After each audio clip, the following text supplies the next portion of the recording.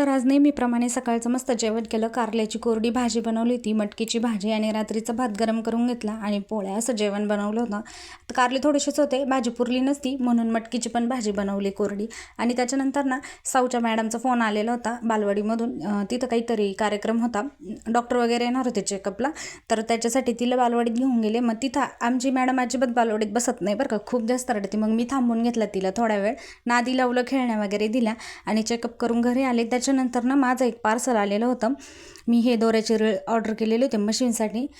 तर आता प्रत्येक वेळी दोराचं बंडल आणायला परवडत नाही, मग मी हे ऑर्डर केलं. तर 50 पीस आहे याच्यामध्ये, 2-2 शेडचे कलर आहे. चांगलं आहे, परवडलं मला. 150 रुपयाला पडलं, म्हणजे 3.5 रुपयाला दोरा पडला. आणि त्याच्यानंतर दुपारच्या वेळेला ना मुलांना काहीतरी छोटीशी भूक लागते, मग त्यांच्यासाठी हा शेवयाचा भात बनवला होता. मॅगी मसाला टाकून बनवते, म्हणजे त्यांना असं वाटतं मॅगी आहे, नाही तर अजिबात शेवयाचा भात खात नाही. आणि त्याच्यानंतर ना आज 2 महिन्यानंतर मला गॅसची टाकी मिळाली. 2 महिने मी इंडक्शनचाच वापर करत होते. तर कितकं छान वाटतं ना घरामध्ये असं सगळं भरभरून असलं की. 2 महिन्यानंतर मला गॅसची टाकी मिळाली. मस्तपैकी गॅसवर चहा वगैरे केला आणि त्याच्यानंतर रात्रीच्या जेवायला हे म्हणे आपण थोडंसं बाहेर जाऊ, म्हणून बाहेर गेलो आणि मग तिकडेच खाऊन आलो. डोसा, पावभाजी वगैरे अजून ऑर्डर येत होती.